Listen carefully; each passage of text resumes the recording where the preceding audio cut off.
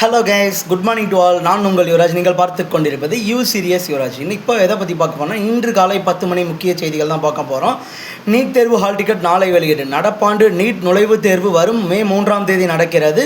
அதன் காரணமாக மாணவர்கள் அனைவரும் நீட் நுழைவு ஹால் டிக்கெட்டை டவுன்லோட் பண்ணி எடுத்துக்கோங்கன்றது தான் சொல்கிறதுக்கு வரேன்.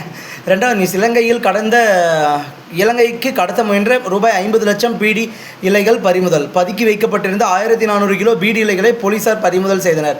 விசிகாவில் ஆளூர் சனாவாஸ் எஸ் பாலாஜிக்கு முக்கிய பொறுப்பு. திருமாவளவன் அறிவிப்பு. விடுதலை சிறுத்தைகள் கட்சியில் ஆளூர் ஹனாவாஸ் எஸ் பாலாஜி ஆகியோருக்கு முக்கிய பொறுப்பு வழங்கப்பட்டுள்ளதாக தெரிவிக்கப்பட்டுள்ளது. அடுத்ததாக எதை பற்றி பார்க்க போகிறோன்னா, ஆந்த்ரோபிக் மித்தோஸ் ஏஐயால் அச்சுறுத்தல், வங்கிகளுக்கு எச்சரிக்கை.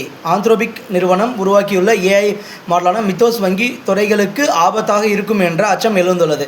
வெயிலின் தாக்கம். குளத்தில் உற்சாக குளியல். தண்ணீரை விட்டு வெளியேற மறுத்து அடம் பிடித்த யானை. குளத்தை விட்டு வெளியே போக சொன்னால் தலையை ஆட்டி வெளியேற மறுத்தது. ஓகே, நல்லது தான்.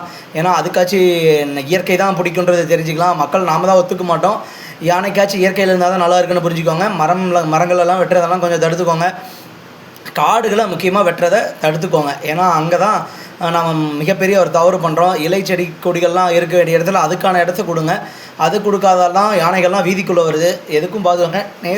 முந்தானத்து நடத்த எலெக்ஷனில் கூட பார்த்திங்கன்னா பல பகுதிகளில் வந்து யானை உள்ளே எலெக்ஷனையே தடுத்து நிறுத்துகிற மாதிரி ஒரு நிலைமை வந்துச்சு.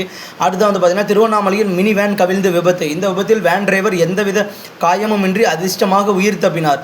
பொருளாதார நெருக்கடி. உக்ரைனுக்கு ரூபாய் 10 லட்சம் கோடி நிதி உதவி. ஐரோப்பிய யூனியன் ஒப்புதல்.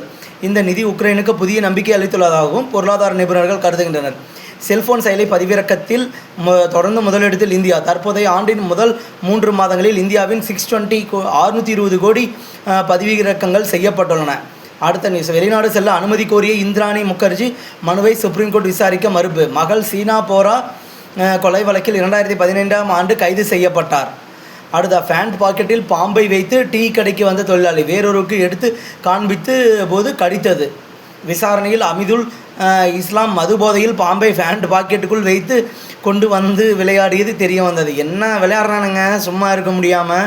சென்னை நல்ல இடையே இன்று முன்பதிவில்லா மெமு எக்ஸ்பிரஸ் ரயில் இயக்கம். கோடை காலத்தை முன்னிட்டு ஏற்படும் கூட்ட நெரிசலை தவிர்க்க சிறப்பு ரயில்கள் தொடர்ந்து இயக்கப்பட்டு வந்து கொண்டிருக்கிறது.